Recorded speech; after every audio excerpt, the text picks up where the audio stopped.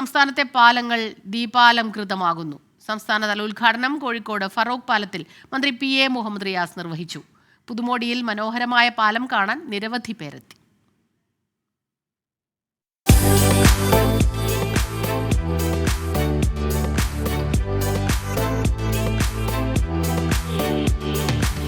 ചാലിയാറിന് കുറുകെയുള്ള ഫറോക്ക് പഴയ പാലത്തിന് ചരിത്രപരമായ വിശേഷണങ്ങൾ ഏറെയുണ്ട്.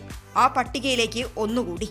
വിദേശ മാതൃകയിൽ പാലങ്ങൾ ദീപാലംകൃതമാക്കുന്ന പദ്ധതിയിൽ സംസ്ഥാനത്ത് ആദ്യം ഇടം പിടിച്ചതും ഈ പാലം തന്നെ. മന്ത്രി PA മുഹമ്മദ് റിയാസാണ് ദീപാലംകൃത പദ്ധതിയുടെ സ്വിച്ച് ഓൺ കർമ്മം നിർവഹിച്ചത്. ഉത്സവാന്തരീക്ഷത്തിൽ ചെണ്ടമേളങ്ങളുടെ അകമ്പടിയോടെ മന്ത്രി പാലത്തിലൂടെ.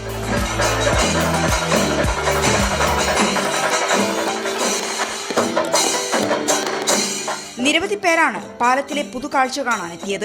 മാത്രമല്ല, പാലത്തിന്റെ ഭംഗിക്കൊപ്പം സെൽഫി എടുക്കാനും ഒരിടമുണ്ട്.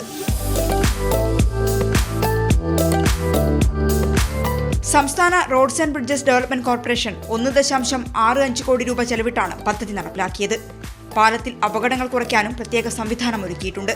വലിയ വണ്ടി ഇവിടെ തട്ടലൊരു സ്ഥിരം പരിപാടിയാണ്. അപ്പം അത് പരിഹരിക്കാൻ ഇപ്പോൾ വയനാട് എഞ്ചിനീയറിംഗ് കോളേജിലെ എഞ്ചിനീയറിംഗ് കോളേജ് വിദ്യാർത്ഥികളുടെ പ്രത്യേക ഒരു അലാറവും മറ്റും ടെക്നോളജി ഉപയോഗിച്ച് ചെയ്തു. റെഡ് ലൈറ്റ് കത്തും.